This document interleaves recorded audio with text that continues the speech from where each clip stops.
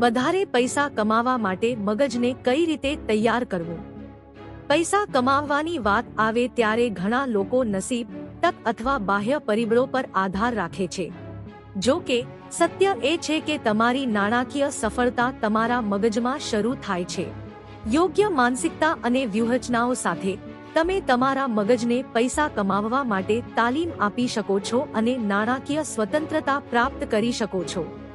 આ માર્ગદર્શિકામાં અમે પૈસા કમાવવા માટે તમારા મગજને તાલીમ આપવા માટેની વિવિધ તકનીકો અને વ્યૂહરચનાઓનું અન્વેષણ કરીશું. સાથે જ તમને માર્ગમાં મદદ કરવા માટે વ્યવહારુ ઉદાહરણો પણ આપીશું. ભાગ 1. તમારી માનસિકતા બદલવી. તમારા મગજને પૈસા કમાવવા માટે તાલીમ આપવાનું પ્રથમ પગલું એ તમારી માનસિકતા બદલવાનું છે. પૈસા વિશેની તમારી માન્યતાઓ અને વલણો તમારી નાણાકીય સફળતાને નોંધપાત્ર રીતે અસર કરી શકે છે. અહીં કેટલીક મુખ્ય માનસિકતા શિફ્ટ્સ છે જે તમારે કરવાની જરૂર છે.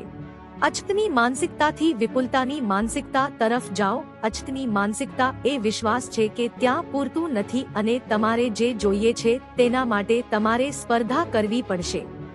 વિપુલતાની માનસિકતા એ વિશ્વાસ છે કે ત્યાં પુષ્કળ તકો છે અને તમે જે ઈચ્છો છો તે બધું તમે આકર્ષિત કરી શકો છો.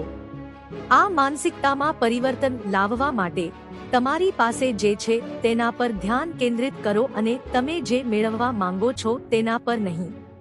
કૃતજ્ઞતાની પ્રેક્ટિસ કરો અને તમારી આસપાસના સારા પર ધ્યાન કેન્દ્રિત કરો. ઉદાહરણ, તમારી પાસે જે નોકરી છે તેના પર ધ્યાન કેન્દ્રિત કરવાને બદલે તમે જે વધારાની આવક મેળવી શકો છો તેના પર ધ્યાન કેન્દ્રિત કરો.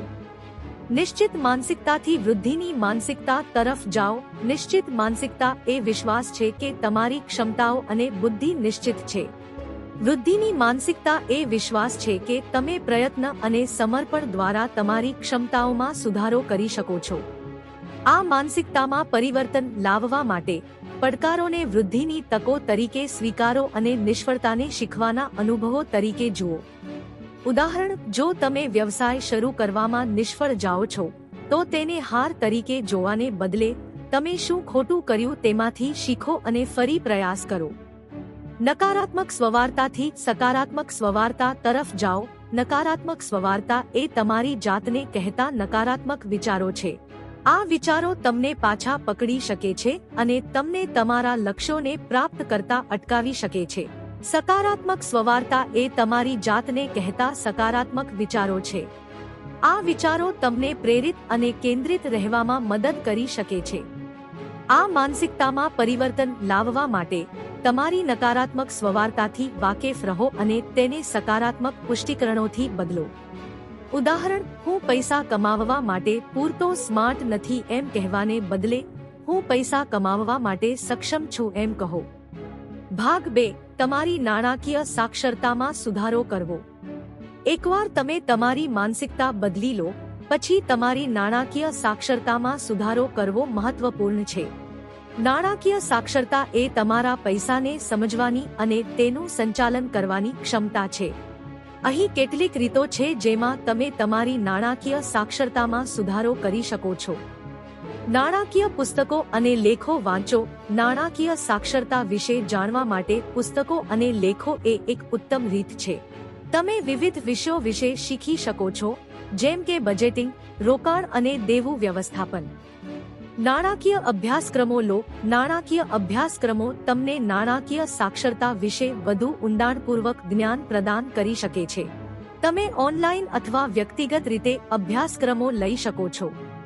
નાણાકીય નિષ્ણાતો પાસેથી શીખો. નાણાકીય નિષ્ણાતો તમને મૂલ્યવાન સલાહ અને માર્ગદર્શન આપી શકે છે. તમે નાણાકીય સલાહકારો, નાણાકીય આયોજકો અથવા નાણાકીય કોચ પાસેથી શીખી શકો છો.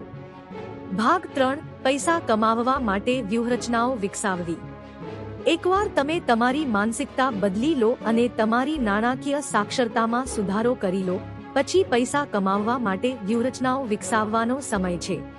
અહીં કેટલીક વ્યૂહરચનાઓ છે જે તમે ધ્યાનમાં લઈ શકો છો. તમારો પોતાનો વ્યવસાય શરૂ કરો. તમારો પોતાનો વ્યવસાય શરૂ કરવો એ પૈસા કમાવવાની એક ઉત્તમ રીત છે. તમારી પાસે જે કુશળતા અને જ્ઞાન છે તેનો ઉપયોગ કરીને તમે એવો વ્યવસાય શરૂ કરી શકો છો જે તમને ગમે છે. રોકાણ કરો. રોકાણ કરવું એ લાંબા ગાળે પૈસા કમાવવાની એક ઉત્તમ રીત છે. તમે શેરો, બોન્ડ્સ, રિયલ એસ્ટેટ અથવા અન્ય સંપત્તિઓમાં રોકાણ કરી શકો છો. ફ્રીલાન્સિંગ કાર્ય કરો. ફ્રીલાન્સિંગ કાર્ય એ પૈસા કમાવવાની એક લવચીક રીત છે. તમે તમારી કુશળતાનો ઉપયોગ કરીને લેખન, ડિઝાઇન, પ્રોગ્રામિંગ અથવા અન્ય ક્ષેત્રોમાં ફ્રીલાન્સિંગ કાર્ય કરી શકો છો. ઓનલાઇન અભ્યાસક્રમો અથવા ઉત્પાદનો બનાવો. જો તમારી પાસે ચોક્કસ વિષયમાં કુશળતા હોય તો તમે ઓનલાઇન અભ્યાસક્રમો અથવા ઉત્પાદનો બનાવી શકો છો અને તેને ઓનલાઇન વેચી શકો છો. ભાડું વસૂલવું. જો તમારી પાસે વધારાની જગ્યા હોય તો તમે તેને ભાડે આપી શકો છો અને આવક મેળવી શકો છો.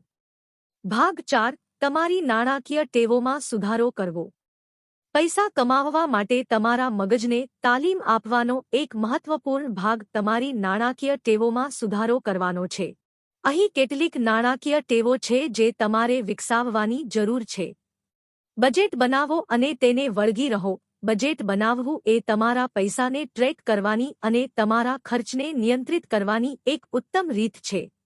તમારા દેવુંને ઘટાડો. દેવું તમને પાછા પકડી શકે છે અને તમને તમારા નાણાકીય લક્ષ્યોને પ્રાપ્ત કરતા અટકાવી શકે છે.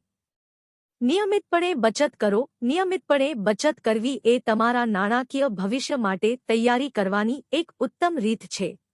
રોકાણ કરો. રોકાણ કરવું એ લાંબા ગાળે પૈસા કમાવવાની એક ઉત્તમ રીત છે.